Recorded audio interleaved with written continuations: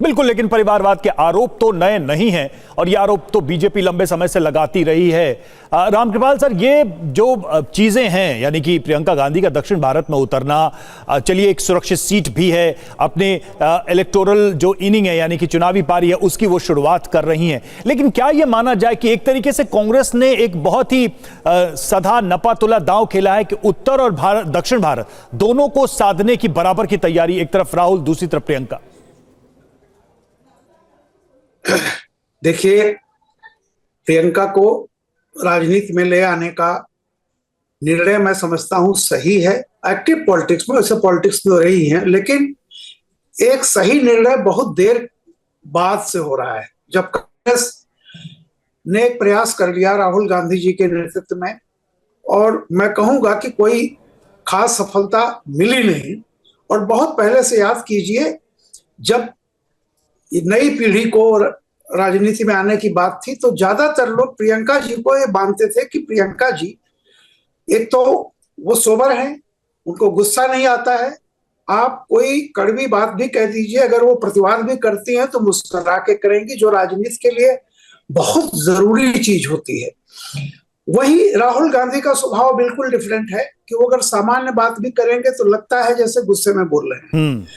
तो ये जो था, अब वो पारिवारिक है। क्यों प्रियंका को इतने दिनों तक रोका गया, क्यों नहीं हुआ? प्रियंका के लिए तो चांस अमेठी और रायबरेली दोनों थे एक समय में, और निश्चित तौर पर अगर वहां से खड़ी होती जीत जाती। तो एक लंबा सफर हो गया है। जितना कांग्रेस को नुकसान हुआ है, एक राष्ट्रीय पार्टी जिस तरह से आई, खैर लोकसभा में थोड़ा बहुत उसने रिवाइव किया है, लेकिन ये कदम अच्छा है, मैं मानता हूं, लेकिन बहुत देर से उठाया गया कदम है। जब कांग्रेस के लिए बहुत फर्टाइल, इतनी खराब स्थितियां नहीं थी, उस समय अगर प्रियंका आती तो मैं निश्चित रूप से कह सकता हूं कि एक राष्ट्रीय पार्टी के रूप में कांग्रेस की चुनौती आज की तुलना में बेहतर होती। और जहां तक जीतने हारने का सवाल है, तो आप जानते हैं साउथ इंडिया में या कहीं से भी, चूंकि वो तो राहुल जी की सीट रही है, और वहां पे जो डेमोग्राफी है, मैं रोक रहा हूं सर, जीतने में कोई शंका नहीं। मैं थोड़ा सा इंटरप्ट कर रहा हूं। क्या प्रियंका गांधी को एक लंबे सक्रिय राजनीतिक और चुनावी अनुभव के बाद संसद भेजने की तैयारी, क्या उनकी क्रेडिबिलिटी को बढ़ाने की योजना नहीं थी? मसलन कि यूपी के चुनाव हो, हिमाचल के चुनाव काफी सक्रिय रही, सफलता भी मिली, कांग्रेस पार्टी कई जगहों पर कई बार बेहतर भी करके आई है। इस बार अमेठी रायबरेली दोनों सीटें कांग्रेस ने जीती है। तो क्या प्रियंका की क्रेडिबिलिटी ज्यादा स्टैब्लिश करके कांग्रेस ने यह दांव खेला है? इसे कैसे देखेंगे आप? नहीं, मैं कह रहा हूं कि कांग्रेस ने एक प्रयोग किया जो मैं ये नहीं कहूंगा विफल रहा, लेकिन बहुत हद तक लगा कांग्रेस को कि ये उतना सफलता नहीं मिली है। और मैं खुद इस बात को कहता हूं कि देखिए, कांग्रेस उत्तर प्रदेश से 1990 के बाद से कांग्रेस उत्तर प्रदेश से एकदम खारिज है। अब आप सोचिए कि 34 साल लग गए, और जब 1990 के बाद ही ये बातें उठने लगी थी, प्रियंका को वहां के नजदीक, बल्कि अमेठी में लोग कहते थे बहन प्रियंका, अमेठी का डंका बहन प्रियंका, इस तरह के नारे लगते थे। तो लेकिन वो एक बहुत लंबा दौर हो गया। फिर प्रियंका जी को जिस तरह से उत्तर प्रदेश की बागडोर सौंपी गई, पहले से पता था कि अब वहां बहुत कुछ कांग्रेस के लिए बचा नहीं है। तो ऐसे में जहां आपको स्थिति है कि शायद ही सफलता मिले, वहां प्रियंका को लगाया गया, असफलता होनी ही थी। तो मैं ये कहता हूं कि चूंकि परिवार में था कि राहुल जी या प्रियंका जी, उसमें राहुल जी को प्राथमिकता दी गई। अब जैसे भी है, देर से सही, लेकिन मैं कहता हूं कि प्रियंका को राजनीति में लाना चाहिए था पहले ही।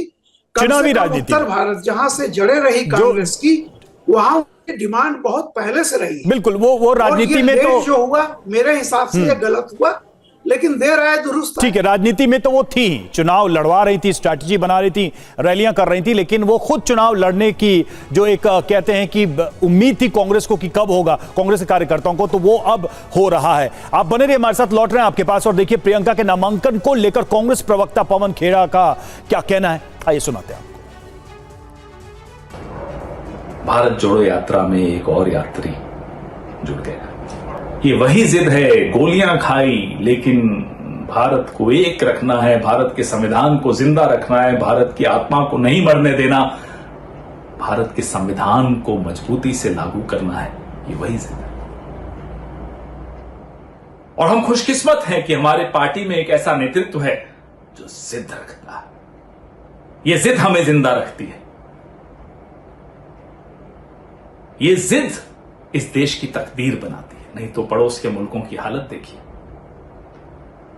यह जिद है जो संविधान के जरिए दलित, शोषित, वंचित, पीड़ित, आदिवासी, अल्पसंख्यक, महिलाएं, इन सब के हकों के लिए लड़ती है, उनको न्याय, इंसाफ दिलाने के लिए लड़ती है। इस पार्टी में भी वो जिद आपको इसीलिए दिखती है क्योंकि हमारे नेताओं में वो जिद है। आधी आबादी पूरा हक होगा कुछ लोगों के लिए नारा, प्रियंका गांधी के लिए जिद है। हम खुशकिस्मत हैं कि एक और जिद्दी नेता हमें नेतृत्व देगा और हम सबके अंदर जिद भरेगा, वो ऐसी जिद जो इस देश की तकदीर बदलेगी। जय हिंद, जय कांग्रेस।